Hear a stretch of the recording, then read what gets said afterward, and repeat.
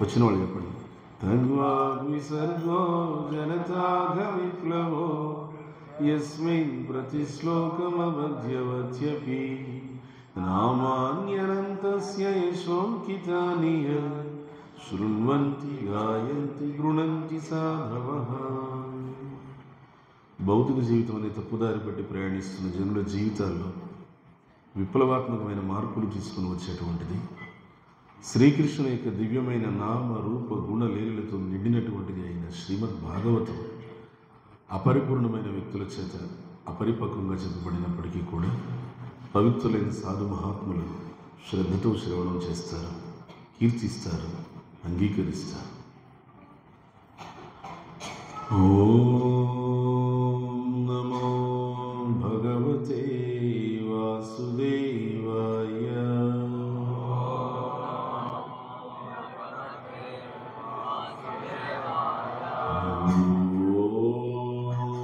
నమో భగవతే వాసుదేవాయ.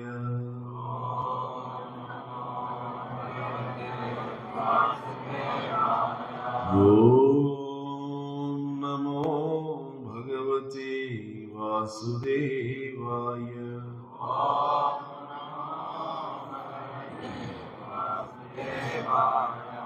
నారాయణం నమస్కృత్యం నరం చైవ నరోత్తమం. దయచేసి అందరూ చెప్పండి, యాత్రికులు కూడా చేతులు జోడించి నమస్కరించుకొని. నారాయణం నమస్కృత్యం నరం చైవ నరోత్తమం దేవీం సరస్వతీం వ్యాసం తతో జయముదీరయేత్. నష్టప్రాయేషు అభద్రేషు నిత్యం భాగవత సేవయా భగవతీరుత్తమ శ్లోకే భక్తిర్భవతి నైష్టికీ. మూకం కరోతి వాచాలం అంగం లంఘయతే గిరిం యత్కృపాతమహం వందే శ్రీగురుం దీనతారిణం పరమానంద మాధవం శ్రీ చైతన్య ఈశ్వరం కృష్ణాయ వాసుదేవాయ దేవకీ నందనాయ చ గోపకుమారాయ గోవిందాయ నమో నమః. నమః పంకజనాభాయ నమః పంకజమాలినే నమః పంకజనేత్రాయ నమస్తే పంకజాంగ్రయే. వసుదేవసుతం దేవం వాసుదేవ గారు వసుదేవసుతం దేవం కంసచాణూరమర్ధనం దేవకీ పరమానందం కృష్ణం వందే జగద్గురుం. హే కృష్ణ కరుణా సింధో దీనబంధో జగత్పతే గోపేశ గోపికా కాంత రాధాకాంత నమోస్తుతే. తప్త కాంచన గౌరాంగీ రాధే వృందావనేశ్వరీ వృషభానుసుతే దేవి నమామి హరిప్రియే. నమో మహావదన్యాయ కృష్ణ ప్రేమ ప్రదాయతే కృష్ణాయ కృష్ణ చైతన్య నామ్నే గౌరతుషే నమః. వాంఛకల్పతరుభ్యశ్చ కృపాసింధుభ్య ఏవ చ పతితానాం పావనేభ్యో वैष्णवेभ्यो नमो नमः। जय श्री कृष्ण चैतन्य प्रभु नित्यानंद श्री अद्वैत गदाधर श्रीवासादि गौरभक्त वृंद।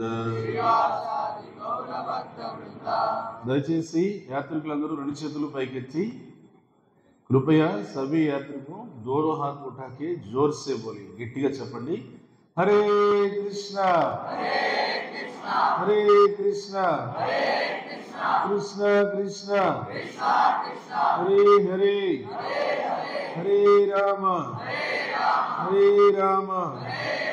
राम राम हरे हरे हरे कृष्णा कृष्ण कृष्ण हरे हरे हरे राम राम राम हरे हरे गोविंद గట్టిగా చెప్పాలి, గోవింద గోవింద।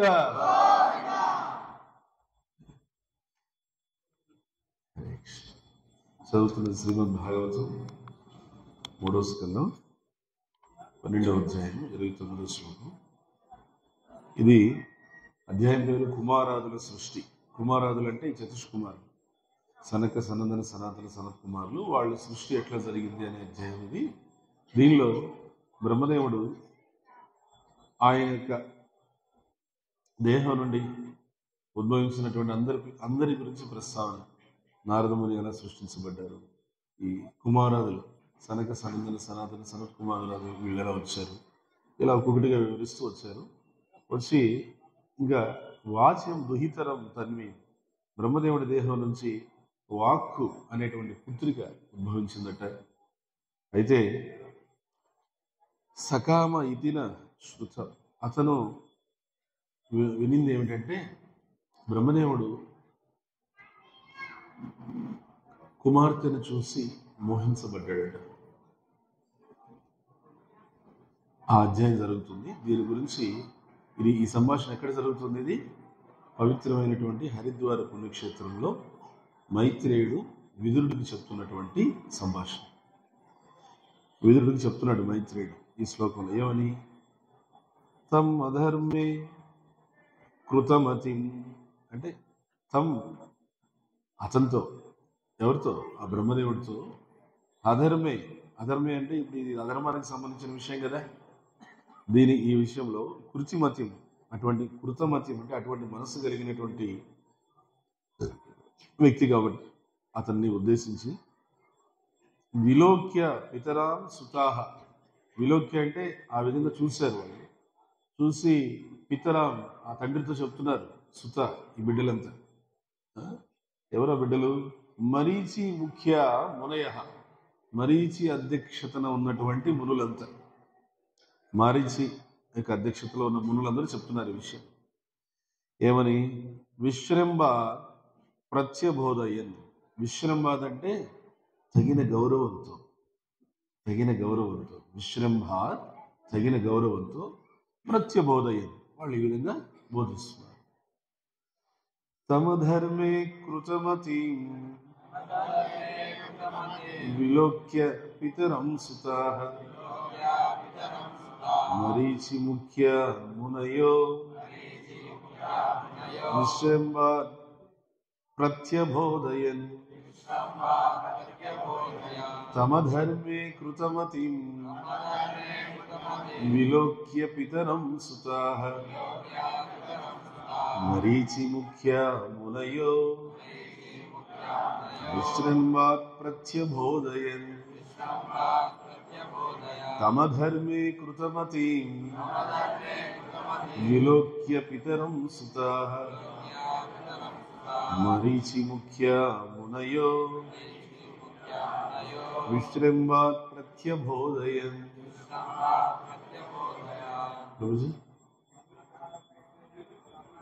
తమ ధర్మే కృతమతి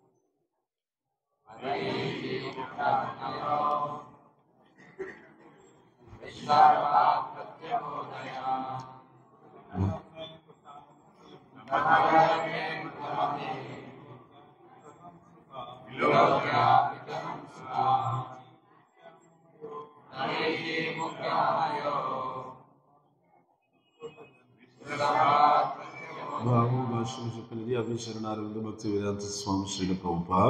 జై శ్రీల ప్రభుపాద. భావం ఈ విధంగా తమ తండ్రి ఈ అధర్మ కర్మ ఎందు మోహగ్రస్తుడు అవడం చూసి మరీచి ఆది మునులంతా, ఆ బ్రహ్మదేవుడి కుమారులు వీళ్ళందరూ కూడా, వాళ్ళంతా వినమ్రతతో ఈ విధంగా పలికారు. భాష్యం: తమ తండ్రి చేసినటువంటి కార్యములకు విరుద్ధంగా అభ్యంతరం తెలపడంలో ఈ మరీచి ఆది మునుల యొక్క దోషమేమీ లేదు. తమ తండ్రి తప్పు కార్యం చేసినప్పటికీ ఆ ప్రదర్శన వెనుక ఒక గొప్ప ప్రయోజనం ఉండి తీరుతుంది అని వారు ఎరిగి ఉన్నారు. లేకపోతే అంతటి మహాత్ముడు అటువంటి తప్పు చేసి ఉండేవాడు కాదు. స్త్రీలతో వ్యవహారం అందు మానవుల యొక్క దుర్బలత్వం గురించి తన యొక్క అనుయాయులకి ఆ బ్రహ్మదేవుడు హెచ్చరిక చేయడానికి కూనుకొని ఉండవచ్చు. తన అనుయాయులకు అతడు హెచ్చరిక కోరి ఉండవచ్చు. ఏదేమైనప్పటికీ ఆత్మానుభవ మార్గంలో, అంటే ఆత్మ సాక్షాత్కార మార్గంలో ఉన్నటువంటి వారికి అది సర్వత్రా అతి ప్రమాదకరమే కాగలదు. కాబట్టి బ్రహ్మదేవుని వంటి మహాత్ములు తప్పు చేసినప్పటికీ వారిని నిర్లక్ష్యపరచరాదు. అలానే ఆ మరీచుడి అధ్యక్షతలో ఉన్నటువంటి ఋషులు కూడా, మునులు కూడా అతని యొక్క ఆ అసాధారణ వ్యవహార కారణంగా ఎటువంటి అగౌరవాన్ని కనబరచసాగరు. ఒకసారి అందరూ మంగళాచరణ చెప్దాం.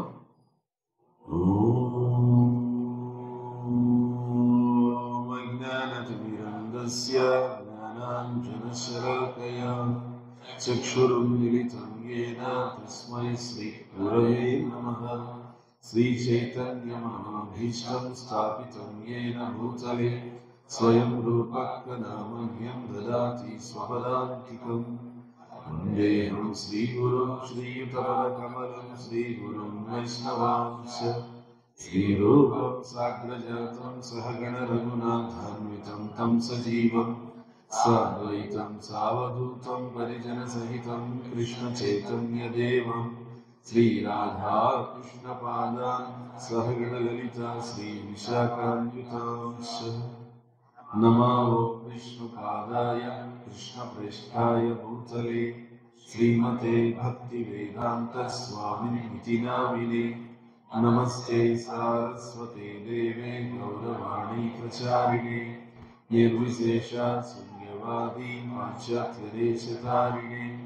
జయ శ్రీ కృష్ణ చైతన్య ప్రభు నిత్యానంద శ్రీ అద్వైత గదాధర శ్రీవాసాది గౌర భక్త బృంద.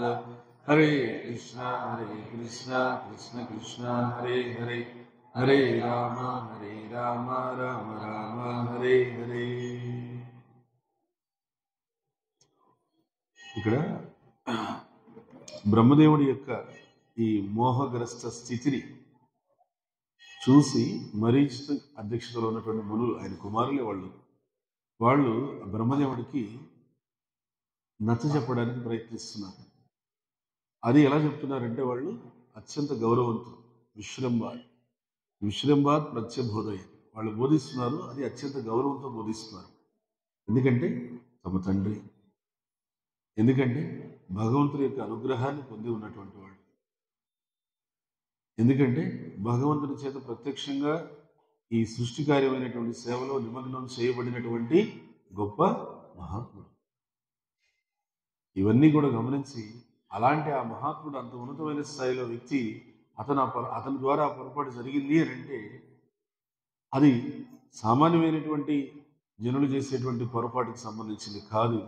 ఇదేదో ఉన్నతమైనటువంటి ప్రయోజనానికి సంబంధించిందే అని వాళ్ళు ఎరిగి అత్యంత గౌరవంతో బోధిస్తున్నారు. మొన్న శుక్రవారం కూడా ఇదే సందర్భం వచ్చినప్పుడు మనం చెప్పుకున్నది ఏంటంటే, మనకి భాగవతంలో 10వ స్కంధంలో దీని గురించి చెప్పారు. ఏ సందర్భంలో? ఇదే బ్రహ్మదేవుడి గురించి. ఈ బ్రహ్మదేవుడు గోపబాలురు, కృష్ణుడు వీళ్ళందరూ కూడా మధ్యాహ్నం పూట భోజనం తీసుకుంటున్నప్పుడు, ప్రసాదం తీసుకున్నప్పుడు, ఆ సమయంలో కృష్ణుడి యొక్క చర్యను చూసి, కృష్ణుడి లీలను చూసి భ్రాంతి చెందాడు బ్రహ్మదేవుడు. ఎందుకు భ్రాంతి చెందాడంటే, ఆయన మధుమంగళ చక్కగా మజ్జిగ తాగుతూ కృష్ణుడికి చూపించి మరీ తాగుతున్నాడు. కృష్ణ, మా ఇంట్లో చక్కటి మజ్జిగ తీసుకో, నాకు ఇవ్వా అని అంటే నీకు ఇచ్చేది లేదు అని చెప్పి ఇతనే తాగుతున్నాడు. తాగుతుంటే కృష్ణుడు చూశాడు అనమాట. అప్పుడు కృష్ణుడు తనను చూస్తున్నాడని చెప్పి ఈయన చూసి నోటి నిండా తీసుకొని అని చెప్పి అలా ఊరించుకుంటూ తాగుతున్నాడు. కృష్ణుడు దగ్గరికి వచ్చి అతను నోటి నిండా తీసుకున్న తర్వాత అదేంటది అన్నాడు. ఏంటది అని తిరగగానే టపా అనుకుంటాడు. మొత్తం మజ్జిగంతా బయట ఫౌంటైన్ లేదు. కృష్ణుడు వెంటనే నోరు పెట్టి ఆ మజ్జిగంతా తీసుకున్నాడు. బ్రహ్మదేవుడు చూశాడు, అలా జరిగిపోయింది. భగవంతుడు, దేవదేవుడు, అఖిలాండకుడు, బ్రహ్మాండ నాయకుడు అని చెప్తున్నారు ఇన్ని. అలాంటి ఈయన ఈ విధంగా ఇదేంటి? ఒక ఒక ఒక ఒక సామాన్యమైనటువంటి గోపబాలుడి నోట్లో ఉన్నటువంటి ఎంగిలి మజ్జిగను తీసుకుంటాడా? ఇతను ఎలా భగవంతుడు అవుతాడు? ఒకవేళ ఇతను భగవంతుడు అయితే అది నేను చెక్ చేయాలి అని చెప్పి వెంటనే ఏం చేశాడు బ్రహ్మదేవుడు? పూనుకొని ఆ దూడలన్నింటినీ, గోపబాలులందరినీ కూడా అంతర్ధానం చేసేసి బ్రహ్మలోకంలో పెట్టుకొని వచ్చాడు. ఈ కాలమాని వ్యత్యాసం అనేది ఒకటి ఉందిగా, అక్కడికి వెళ్ళేసి ఆ బ్రహ్మలోకంలో అవన్నీ దాచిపెట్టి వచ్చేసరికి సంవత్సరం అయిపోయింది. ఈ సంవత్సరం ఏం చేస్తుంటాడు కృష్ణుడు? దూడలు లేకుండా, గోపబాలురు లేకుండా సంవత్సరం అక్కర్లే, సాయంకాలం కల్లా రెడీ అయిపోయింది. ఆ రోజు సాయంకాలానికి వెనక్కి తిరిగి వెళ్ళాలి బృందావనానికి. కృష్ణుడు ఏం చేశాడు? తనను తాను గోపబాలురుగా విస్తరింపజేసుకున్నాడు, దూడలుగా విస్తరింపజేశాడు. అన్ని దూడలు, గోపబాలురు ఒక్కరు కూడా తగ్గకుండా అందరూ చక్కగా ఇళ్ళకి వెళ్ళిపోయారు. ఇది ఎంత సంవత్సరం పాటు జరిగింది? ఒక సంవత్సరం. ఏ రోజు జరిగింది ఇది? Exactly on the day of Balarama Jayanti. బలరాముడు పుట్టినరోజు కాబట్టి ఆ రోజు బలరాముడు ఈ దూడలు కాయడానికి రాలేదు. కృష్ణుడు ఎప్పుడైనా ప్రత్యేకంగా తెలియజేయాలనుకున్నప్పుడల్లా బలరాముడు రాడు, ఎందుకంటే అక్కడ ఆయన ప్రజెన్స్ ఇబ్బంది అవుతుంది. మళ్ళీ బలరామ జయంతి వచ్చేసరికి బ్రహ్మదేవుడు వచ్చి చూశాడు. చూస్తే అన్ని దూడలు ఉన్నాయి, అన్ని గోపబాలు అందరూ ఉన్నారు. ఇదేంటి? విమోహం చెందాడు. అధ్యాయం పేరే బ్రహ్మ విమోహన లేదు. బ్రహ్మదేవుడు సృష్టికర్తే విమోహనం చెందుతాడా అంటే, భగవంతుడి విషయంలో సృష్టికర్త బ్రహ్మదేవుడు మొదలుకొని గొప్ప గొప్ప మహాత్ములైనటువంటి మునులు, ఋషులు, దేవతలు వాళ్ళు కూడా మోహం చెందుతారు భగవంతుడి విషయంలో. ఈ విషయమే మొదటి స్కందంలో, మొదటి అధ్యాయంలో, మొదటి శ్లోకమే చెప్పేసింది. ఆ మొదటి శ్లోకమే మోహం గురించి ఫస్ట్. ఏమని? తేనే బ్రహ్మ హృదయ ఆది కవయే ముహ్యంతి యత్ సూరయ. ముహ్యంతి, వీళ్ళంతా మోహానికి గురవుతారు ఈయన విషయంలో. మరి ఆయన మోహానికి గురవుతాడా? సదా నిరస్త కుహకం సత్యం పరం ధీమహి. అది కూడా ఫస్ట్ శ్లోకం, దానిలో చివరిలో. మోహానికి అతీతంగా ఆ భగవద్ధామలో ఉంటాడు. అలాంటి ఆ భగవంతుడి చేత సృష్టి కార్యం అనే సేవని తీసుకున్నటువంటి బ్రహ్మదేవుడు మోహానికి గురవుతాడా? అక్కడ భాష్యంలో ప్రభుపాదులు వారు చెప్పింది ఏంటంటే, మహాత్ముల యొక్క భ్రాంతులు బద్ధజీవులకి బోధనలు అని చెప్పారు. ఇది చాలా స్పష్టమైన విషయం. ఈ విషయాన్ని సరిగా అర్థం చేసుకోలేనటువంటి పరిస్థితి ఈ వైదిక భారతదేశంలో ఏర్పడింది. ఆ పరిస్థితే దేనికి దారితీస్తుందంటే నాస్తికత్వానికి దారితీస్తుంది, లేదా మూఢత్వానికి దారితీస్తుంది. మూఢత్వం అంటే బ్లైండ్లీ ఫాలోయింగ్ ద రిలీజియాసిటీ. మూఢతనంగా అనుసరిస్తున్నారు అంతే. దాని యొక్క అర్థం ఏంటి, అంతరార్థం ఏంటి తెలియదు. లేదు, నాస్తికత్వానికి వెళ్ళిపోయారు. దేనికంటే ఈ ఈ భగవతత్వం యొక్క, భగవంతుని లీల యొక్క అర్థం ఏంటి, అంతరార్థం ఏంటి తెలుసుకోలేక అపార్థం చేసుకొని విపరీతార్థాలు తీసుకొని, దేవుడైతే కృష్ణుడైతే అంతమంది గోపికలతో అలా ఎందుకు నాట్యం చేయాలి, భగవంతుడు అంతమంది గోపికలతో ఎందుకు నాట్యం చేస్తాడు? ఈ విధంగా రాముడు నిజంగా దేవుడే అయితే ఆ చెట్టు చాటు నుండి వాలిని బాణంతో ఎందుకు కొట్టాల్సి వచ్చిన అవసరం ఏర్పడింది? కృష్ణుడు నిజంగా భగవంతుడైతే కురుక్షేత్రంలో అన్ని కుతంత్రాలు చేయాల్సినటువంటి అవసరం ఎందుకు ఏర్పడింది? ఇలాంటివన్నీ చెప్పి, ఇలాంటివన్నిటి ద్వారా ఆ ఉండే చిన్నది, దాని పేరేంటి, శ్రద్ధ, విశ్వాసం అనే చిన్న మొక్క తుంచి పారేస్తాం. మేము ఏ దేవుణ్ణి నమ్మమండి, మేము కష్టపడతాం, మేము తింటాం, మేము ఉంటాం, అంతే. మేము చచ్చిపోతాం ఒకరోజు. చూడండి, ఇది కారణం. ఏది? భగవతత్వం యొక్క అంతరార్థాన్ని జాగ్రత్తగా గమనించకపోవడం వల్ల, మహాత్ముల యొక్క భ్రాంతులు, బద్ధజీవులకి ఉపదేశాలు అనేటువంటి ఈ వాక్యాన్ని గుర్తించకపోవడం వల్ల ఇదంతా వచ్చింది. ఇప్పుడు ఇక్కడ ఏమంటున్నారంటే, ఈ బ్రహ్మదేవుడు చూసి, బ్రహ్మదేవుడు అంతటి వాడే మోహగ్రస్తుడైపోయి అతనే ఇంద్రియ భోగానికి లేకపోతే నువ్వెంత నేనెంత, ఆఫ్టర్ ఆల్. కాబట్టి పర్వాలేదు, టేక్ ఇట్ గ్రాంటెడ్. దానికోసం అక్కడ ఆ లీల జరిగింది, ఆ సన్నివేశం జరిగింది. దానికోసమా? ఇప్పుడు మరీచి మునులు అట్లా అనుకోవట్లే. ఇంత మహాత్ముడే ఇంత తప్పు చేశాడంటే దీనిలో ఏదో ఒక గొప్ప ప్రయోజనం ఏదో ఉంది. అది వాళ్ళు అర్థం చేసుకున్నారు కాబట్టి విశ్రంభాత్ అత్యంత గౌరవంతో చెప్తున్నారు. అంతేగాని నువ్వేం దిక్కుమాలిన తండ్రయ్యా, ఈ విధంగా చేసావు అని చెప్పి అట్లా విరుచుకుపడలే. వాళ్ళు అర్థం చేసుకున్నారు. మహాత్ముల యొక్క భ్రాంతులు, బద్ధజీవులకి ఉపదేశాలు. ఇది బ్రహ్మ ఇక్కడ ఈ మోహగ్రస్తుడు అవడం అనేది మనకు తెలుస్తుంది. 8వ స్కందానికి వెళ్తే అక్కడ మోహినీమూర్తి అవతారం అయిపోయిన తర్వాత ఆ మోహినీమూర్తి అవతారం గురించి శివుడు విన్నాడు. విని మోహినీమూర్తి అవతారం అంతగా మోహింపజేస్తుందా అని ఒక్కసారి ఆ మోహినీమూర్తి అవతారాన్ని నేను చూడాలనుకుంటున్నాను అని ప్రార్థన చేశాడు. అలా ఎప్పుడైతే ప్రార్థన చేశాడో, భగవంతుని యొక్క నామానికి భగవంతునికి వ్యత్యాసం లేదనే మనం చెప్పేది. అది శివుడి విషయంలో ఇంకా వేరేగా చెప్పాలా? చెప్తారు కదా, ఏమని? శ్రీరామ రామ రామేతి రమే రామే మనోరమే సహస్రనామ తత్తుల్యం రామ నామ వరాననే. సదా రామనామం చేస్తుంటాడే.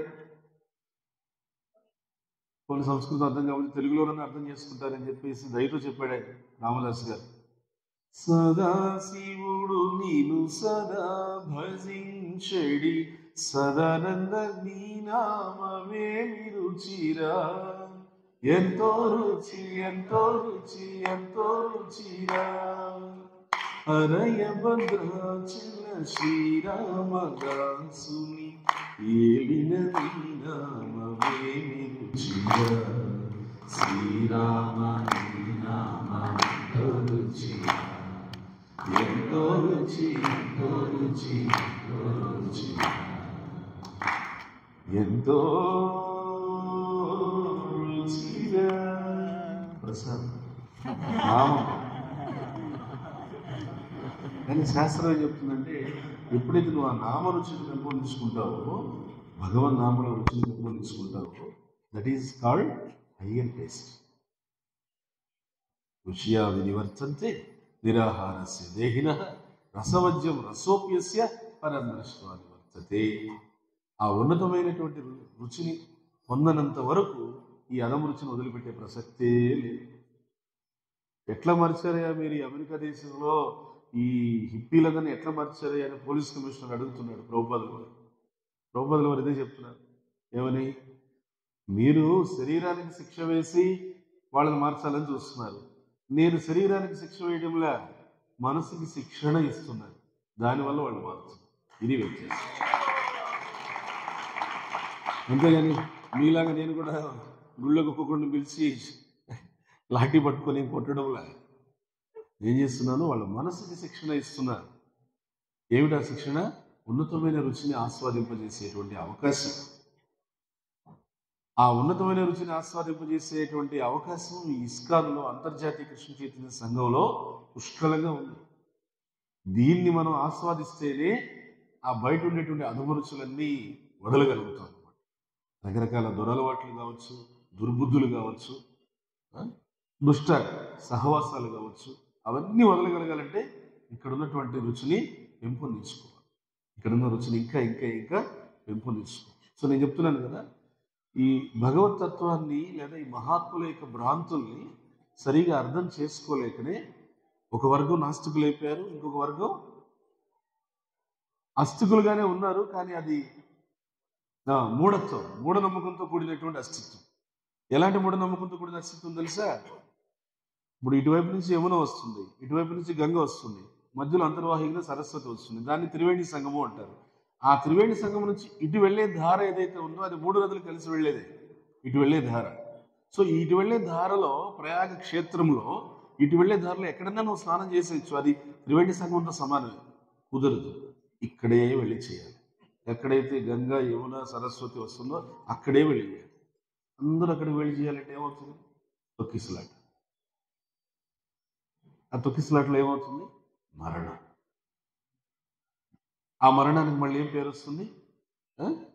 చూడు చూడు, ప్రయాగరాజు మహాకుంభమేళ పుణ్య స్నానం చేసి వద్దామని వెళ్ళారండి వాళ్ళు. పుణ్య స్నానం చేసి వద్దాం. ఆ దేవుడు చూడు ఏం చేశాడో దేవుడు చూడు, 40 మందిని పొట్టను పెట్టుకున్నాడు. మళ్ళీ ఆయన మీదే తేరగా దొరుకుతాడు కదా నింద వేయడానికి. ఏదైనా మంచి జరిగితే నా మహిమ, చెడు జరిగితే అతను చేసిన పని. ఇది మూఢత్వంతో కూడిన భక్తి. అర్జునుడు ఇప్పుడు చూడండి, సాయంకాలం వరకు వెతికాడు అర్జునుడు సైంధవుడి కోసం, దొరకలే. ఎందుకు దొరుకుతాడు? వాడిని దాచిపెట్టేశాడు. అసలు అది యుద్ధ నీతికి వ్యతిరేకం, దాచిపెట్టేశాడు. సాయంకాలం వరకు వెతికాడు, దొరకలేదు. ఇప్పుడు ఏం చేయాలి? మీరు ఒకసారి ఆలోచించండి, పాండవుల పరిస్థితి ఎట్లా ఉంది చూడండి. సాయంకాలం అయిపోయిందంటే సాయంకాలం అవ్వలేదు, సాయంకాలం అయ్యేటట్టు చేశాడు కృష్ణుడు. ఎందుకంటే ఆయన అక్కడ అన్యాయం జరుగుతుంది, వాళ్ళ సైన్యుడిని దాచిపెట్టారు. అర్జునుడు యుద్ధరంగం అంతా జల్లెడ పట్టాడు. ఎక్కడున్నాడు సైంధవుడు? దొరకలే ఎక్కడ. అందుకని కృష్ణుడు చేశాడు, సుదర్శన చక్రం అడ్డు వేసి సంధ్యా సమయాన్ని ఆపాడు. సంధ్యా సమయం ఏర్పాటు చేశాడు. సాయంకాలం అయిపోయింది, చీకటి వచ్చేసింది. చీకటి రాగానే అర్జునుడికి కూడా తెలియదు ఈ విషయం, పాండవులకు కూడా తెలియదు. వీళ్ళ కాన్షియస్నెస్ ఎలా ఉంది చూడండి. పాండవులు నలుగురు ఏం చేశారంటే మోకాళ్ళ మీద కూర్చునేసి తదేకంగా కృష్ణునే చూస్తూ, ఆ భగవంతు నిర్ణయం ఈ విధంగా ఉంది, మనం మన తమ్ముడిని పోగొట్టుకోవాల్సిన పరిస్థితి ఏర్పడింది. మన 5 మంది మీ చేతికి 5 వేళ్ళు ఎంత కలిసి ఉన్నాయో అట్లా కలిసి ఉన్నాం జీవితం అంతా. ఈ రోజుని ఒక్కడి మధ్యలో ఉండి మనం కోల్పోవాల్సి వస్తుంది. ఇది భగవంతుడి సంకల్పం ఈ విధంగా ఉంది అని చెప్పి వాళ్ళు మోకాళ్ళ మీద కూర్చొని కృష్ణుని చూస్తూ ప్రార్థన చేస్తున్నారు. ఒక పక్క తమ్ముడు వెళ్ళిపోతున్నాడనే బాధ, కన్నీరు ఉంది. ఇంకో పక్క ఇది భగవంతునికి ప్రార్థన చేయడం కన్నా ఇప్పుడు ఈ సమయంలో ఎంతకన్నా బెటర్ థింగ్ ఇంకోటి లేదు. ఈ వీళ్ళ నలుగురు విషయం, 2 అన్నయ్యలు 2 తమ్ముడు. అక్కడ ఆయన విషయం ఎలా ఉందో చూడండి. ఇప్పుడు ఆయన వెళ్ళి అగ్నిలో వెళ్ళిపోవాలి, గాంధీవంతో సహా అగ్నిలోకి వెళ్ళిపోవాలి. అప్పుడు ఆయన ఎలా చేస్తున్నాడు? దిగి కృష్ణుడి పాదాలకు నమస్కారం చేసుకొని, కృష్ణ నువ్వు సర్వేశ్వరుడు, నేను ఓడిపోవాలనేటువంటిది నీ సంకల్పం అయితే ఈ ఓటమి నేను సంతోషంగా స్వీకరిస్తున్నాను, నో కంప్లైంట్. నేను ఓడిపోవాలనేది ఇది నీ సంకల్పం అయితే నేను సంతోషంగా స్వీకరిస్తున్నాను. భగవంతుడి పాదాలు మొక్కుకొని కృష్ణనామ స్మరణ చేసుకుంటూ వెళ్ళిపోయాడు ఆయన సైలెంట్గా. అదే ఇంకొకళ్ళైతే, అది మళ్ళంటి వాళ్ళైతే కృష్ణ నీకు ఎన్ని డొనేషన్లు ఇచ్చుంటాను, ఎన్ని పొంగల ముద్దలు పెట్టాను, ఎన్ని పొల్లుడు దండాలు పెట్టాను, ఎన్ని మెట్ల పూజలు చేశాను, ఎన్ని పరిక్రమలు చేశాను, లిస్ట్ అంతా తీసుకునేవాడు. No complaint. ఇది భగవతత్వాన్ని సరిగ్గా అవగాహన చేసుకున్న వ్యక్తికి ఉండేటువంటి లక్షణం. ఇప్పుడు బ్రహ్మదేవుడు మోహగ్రస్తుడయ్యాడు, అయితే శివుడు మోహిని అవుతారని చూసి ఆయన కూడా మోహగ్రస్తుడయ్యాడు.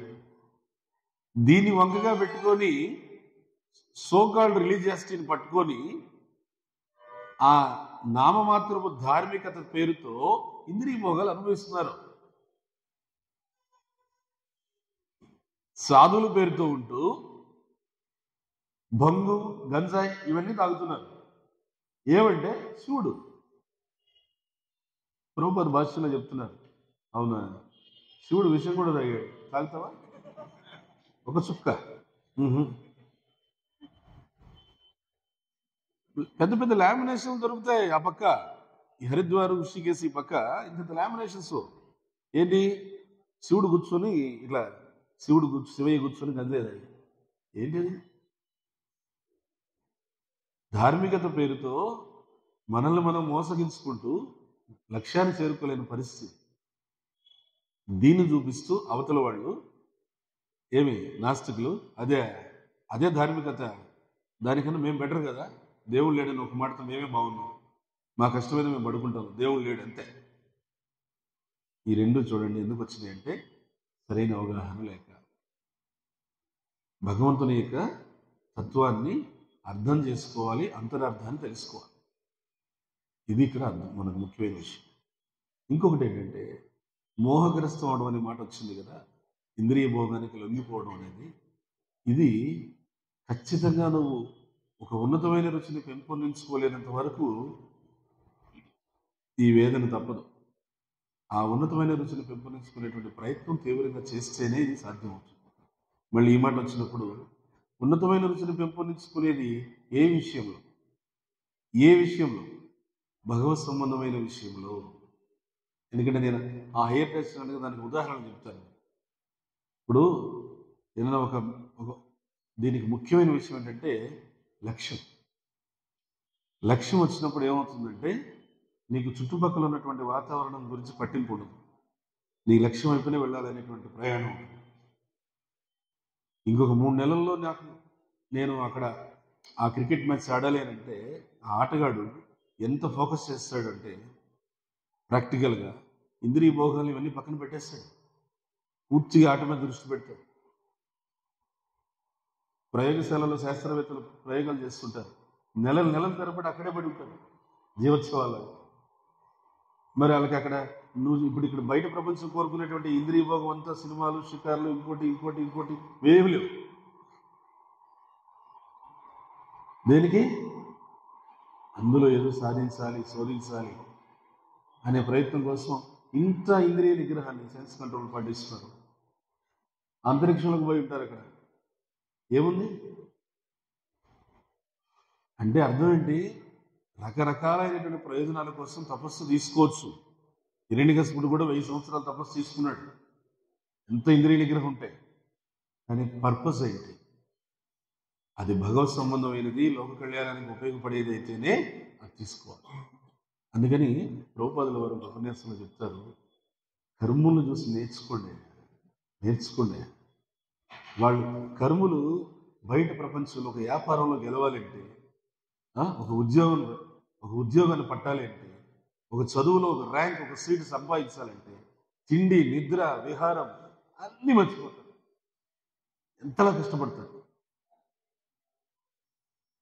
అది నువ్వు దాంట్లో కొంచెం భక్తి వైపు చూపించు, బాబాయ్ ఎక్కడికో వెళ్ళిపోతావు భక్తిలో. నిలకడగా జాగ్రత్తగా మనం జపం చేసుకొని, సంకీర్తన చేసుకొని, భగవద్గీత, భాగవతం ఏకాగ్రతగా చదివి చూడండి.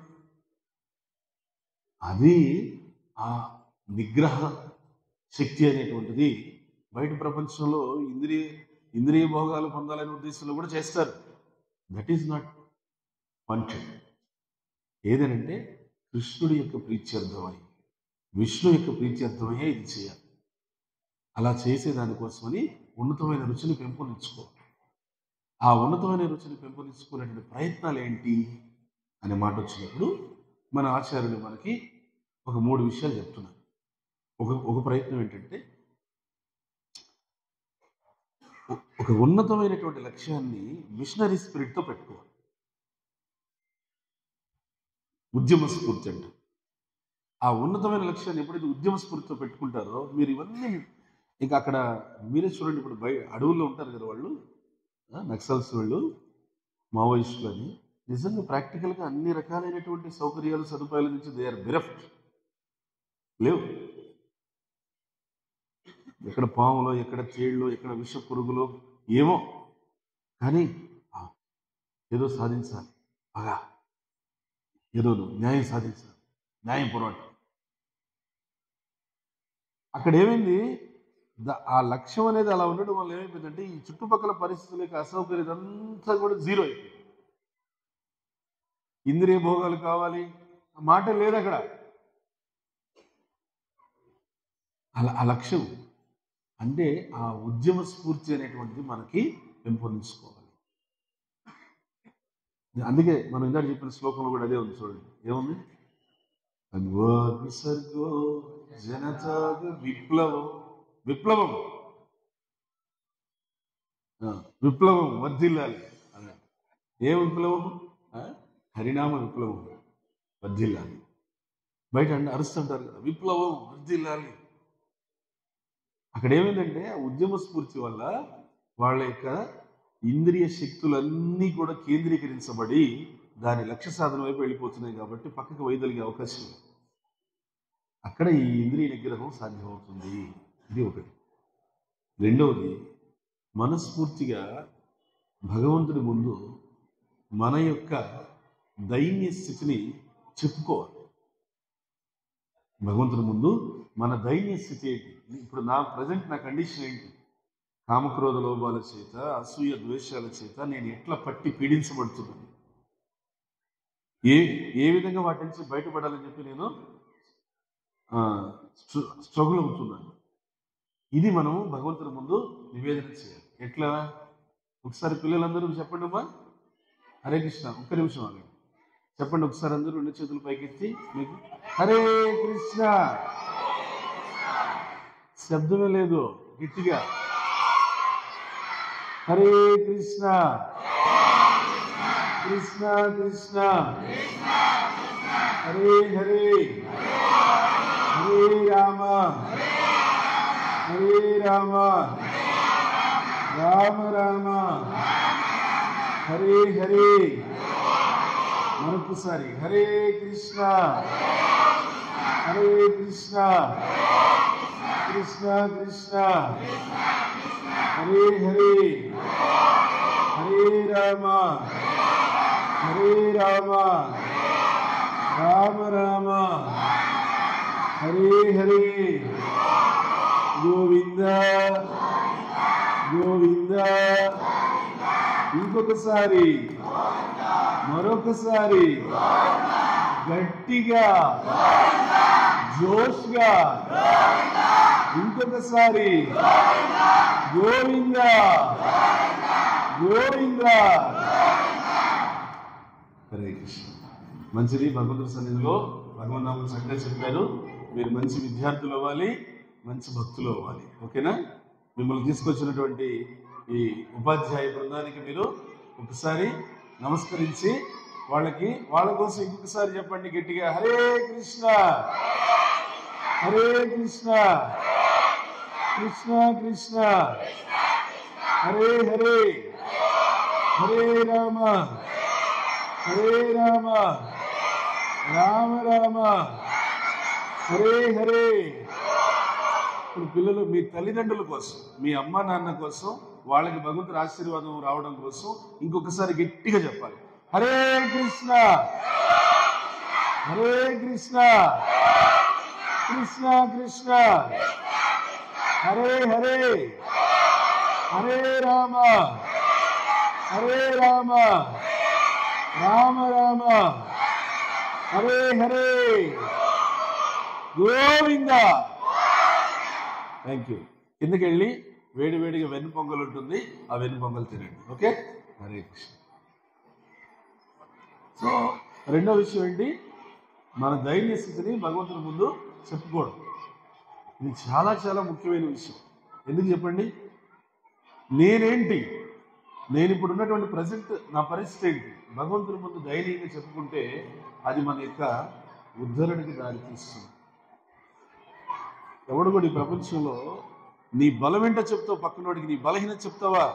ఎందుకు? వాడు ఎక్స్ప్లైట్ చేస్తాడు. నీ బలం ఏంటో చెప్తావు, బలహీనత చెప్పవు, కవర్ చేస్తావు. ఎప్పుడైతే నువ్వు నీ బలహీనతను భగవంతుని ముందు చెప్పుకుంటావో అక్కడ నీకు ఆ భగవంతుని యొక్క అనుగ్రహం. ఆయనకి తెలుసు నీ బలహీనత, తెలియక కాదు. సర్వసజామూర్తి సన్నివేశంలో నీ బలహీనత ఏంటో తెలుసు, నీ బలం ఏంటో ఆయనకు తెలుసు. కానీ నువ్వు నీ బలహీనత భగవంతుని ముందు ఓపెన్గా చెప్పుకుంటే అది భగవంతుడు నీకు అత్యంత అనుగ్రహాన్ని ఇస్తుంది. దాన్ని దైన్య ప్రపత్తి అంట. అది భక్తివినోద ఠాకూర్ వారు చక్కగా ఒక కీర్తనలో పొందుపరిచారు. ఆ కీర్తన మనం ఇప్పుడు పాడదాం. విజయ్ కీర్తన పెట్టి.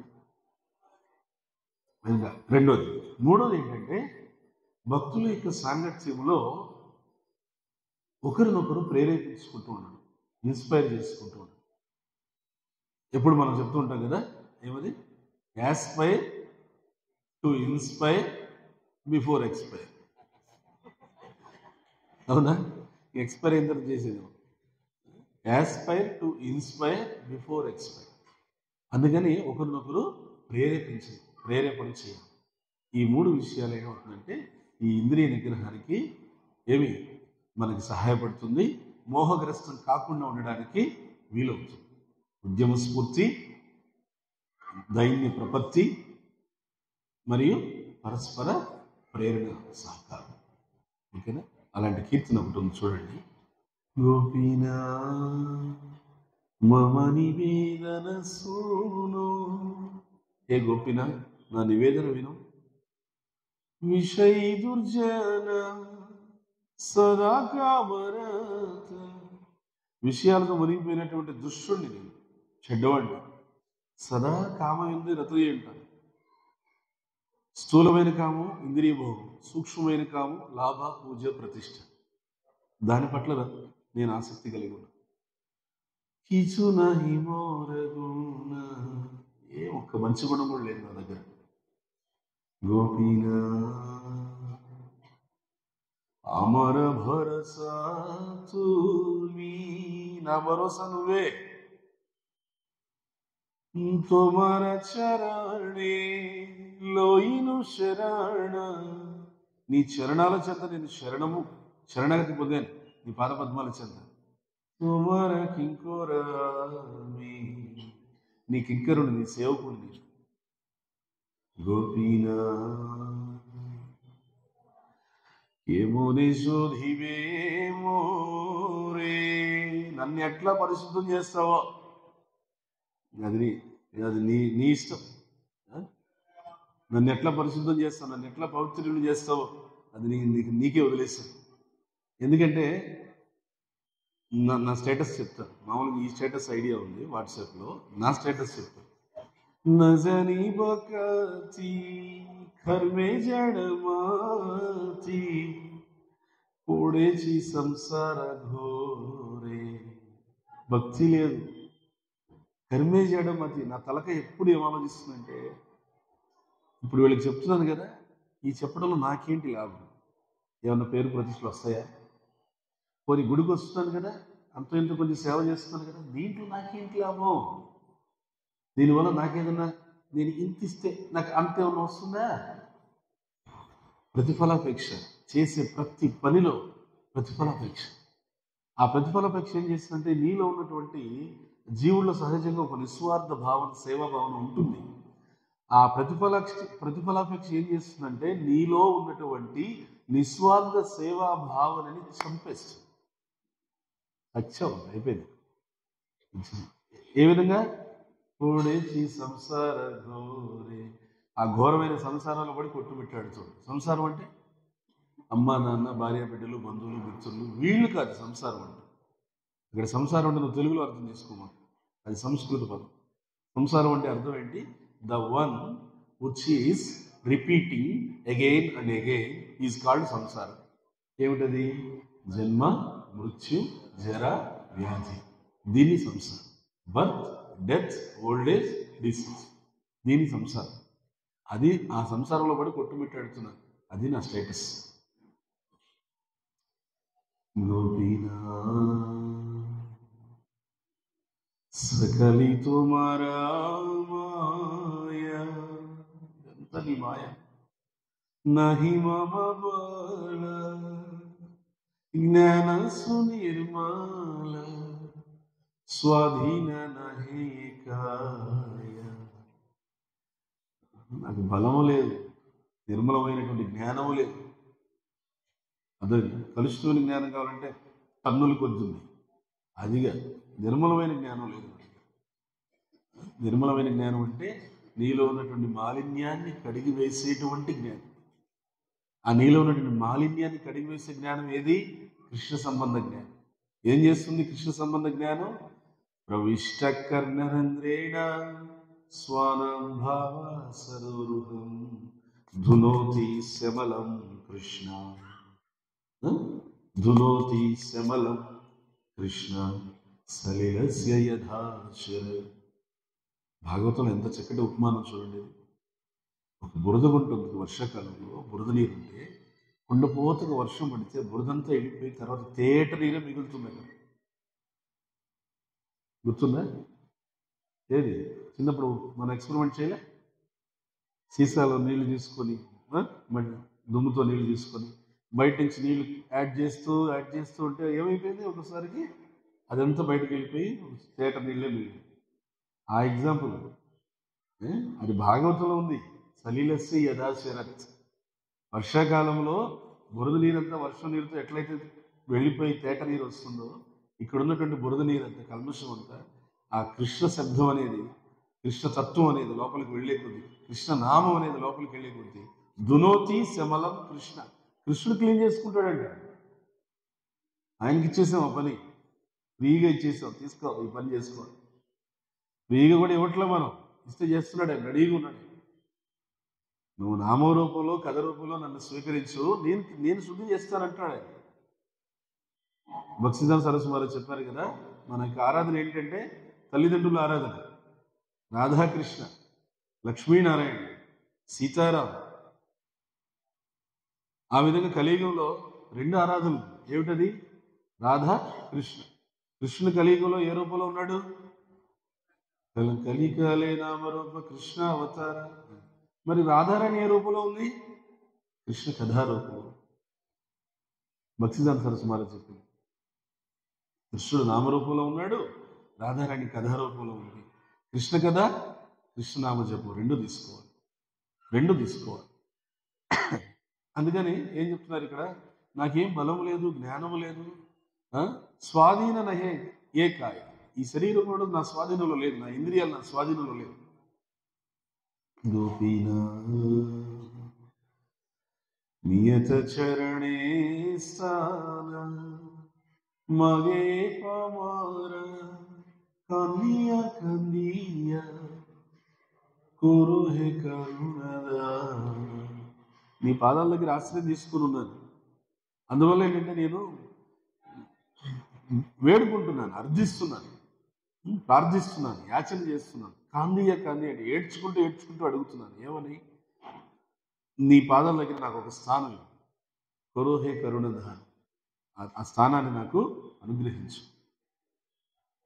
ఇక్కడ పాటలో ఉందని అనుకోవద్దు. ఈ మాట మాత్రం రోజు మనం ప్రార్థన చేస్తున్నాం. ఎక్కడ? ఈ మాట రోజు అడుగుతున్నాం మనం. ఐనంద తనూజ కింకరం పతితం మా విషమే భవాంబుదం కృపయా. కరుణ అన్నారు కదా ఇక్కడ. కృపయా తమ పాద పంకజ స్థిత ధూళి సదృశం విచింతయ. నందకుమార కృష్ణ, నేను నీ దాసుని, విషమమైన భవసాగరంలో పడినవాడిని. దయతో నన్ను నీ శరణ కమలములకు తాకిన ధూళితో సమానంగా గ్రహించి ఏం చేయాలి? నీ సేవను అనుగ్రహించు. భక్తివినోద్ ఠాకూర్ ఆ పదం యాడ్ చేశారు. యాక్చువల్ ట్రాన్స్లేషన్ అది లేదు. భక్తివినోద్ ఠాకూర్ దాన్ని యాడ్ చేశారు. నీ పాదాల దగ్గర ధూళిగా ఉండి ఏం చేయాలి? ధూళిగా ఉండి లేచి నీ కంట్లో పడాలా? అది కాదు, ధూళిగా ఉండి నీకు సేవ చేయాలి. అది చెప్పారు. गोपीनाथ তুমি তো সকলি পারো, দুর্জনে তারিতে তোমার শেখাতি কে আছে పాపిరార. ఏ గోపీనాథ్, నువ్వు ఏమైనా చేయగలవు. నువ్వు దుర్జనులందరినీ నువ్వు తరింపజేసావు. నీ శక్తి ఎట్లాంటిది. నీ పాపాత్ముడిని మాత్రం వదిలేసావు. పాపాత్ముడు ఇక్కడే పడి. వాస్తవం అది కాదు, లేదు అలవాటు మీద పొరపాటు చెప్పాను. అది అలవాటు. పాపాత్ముడిని వదిలేసావు అని చెప్తున్నాను ఆయనకి. ఈ పాపాత్ముడు ఆయన వదిలేసాడు, అది చెప్పట్లా. నువ్వు వదిలేసావు పాపాత్ముడు అంటే.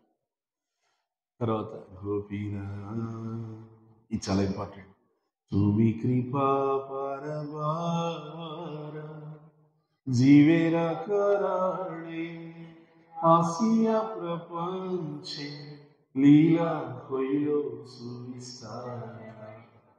అర్థమైంది? దేవుడు ఒక్కడే కదా.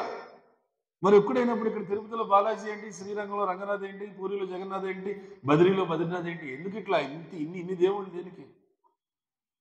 దానికి జీవుల కారణంగా వీళ్ళని ఉద్ధరించడం కోసం అని కృపతో భగవంతుడు లీల కొయ్యలో సువిస్తార, విస్తారమైనటువంటి లీలలు చేశాడు. లీలలు చేసే చోటల్లో వెలిశాడు. అందరూ తిరుపతికి రాలేరు కదా, అందరూ పూరికి పోలేరు కదా. వివిధ రకాలైన చోట వివిధ రకాల లీలలు చేసి ఆ లీలలతో ఆయన మనల్ని ఆకర్షిస్తున్నాడు. సరే, ఏదైతే చివరి మాట చెప్పేస్తాం. ఏమిటంటే, గోపీనా আমি কি దోషే దోషి తెలిపే. నేను దోషిని. అసలు విషయం అది. ఇప్పుడు దానికి అక్కల, ఇప్పుడు దక్కేసి నేను దోషిని. అసుర సకాల పైలో చరణ. అసురులందరూ నీ పాదపద్మాల దగ్గరికి వెళ్ళిపోయారు. అసురులందరూ నా పాదాల దగ్గరికి చేరారు. ఎవరు చెప్పమంటావా లిస్టు? పూతన, శకటాసుర, బకాసుర, రేణుకాసుర, తృణావర్ష, అగాసుర, అరిష్టాసుర, ఇవన్నీ ఇక లెక్క చాలా ఉంది. వాళ్ళందరూ నీ పాదాల దగ్గర చేరుకున్నారు. వినోద చాకిలో బోసి. ఈ భక్తుల ఠాకూర్ మాత్రం బోసిగా ఎక్కడ మిగిలిపోయాడు. ఎంత ధైర్యంగా చెప్తున్నా. ఇది ఏమంటే, కృష్ణుడు ముందుకెళ్ళి కృష్ణ నాకు ప్యూరిటీ లేదు అని చెప్పి చెప్పుకోవడం సిన్సియారిటీ. ఆ సిన్సియారిటీ కృష్ణుడికి చూపిస్తే చాలు, కృష్ణుడు ఆ ప్యూరిటీని ఇస్తాడు. నా దగ్గర పవిత్రత లేదు అని ఒప్పుకోవడం నిజాయితీ. ఆ నిజాయితీని చూసి, ఆ నిజాయితీకి నువ్వు చేసే సాధన సేవ చూసి కృష్ణుడు ఆ పవిత్రీకరణ ఇస్తాడు. నహి జ్ఞానేన సదృశం పవిత్రం ఇహ విద్యతే తత్ స్వయం యోగ సంసిద్ధ కాలేనాత్మని విందతి. 4వ అధ్యాయం భగవద్గీత. అర్జున, ఈ జ్ఞానం కన్నా పవిత్రమైంది ఈ లోకంలో అనుకోవట్లేదు. దీన్ని ఎవడైతే కాలక్రమేణా దీన్ని చక్కగా అధ్యయనం చేసి అర్థం చేసుకుని ఆచరిస్తాడో అతను పాటించే మార్గంలో పరిపూర్ణుడవుతాడు. That he will achieve the goal. కీర్తన చేసి ముగిద్దాం. గోపీనా మని వేదన సూనా విషయ జానా సనకమరత কিছু নাই মোর গোপীনাথ মানি বেদনা সুনা সাই সজানা সদা কামনা কিছু নাই মোরা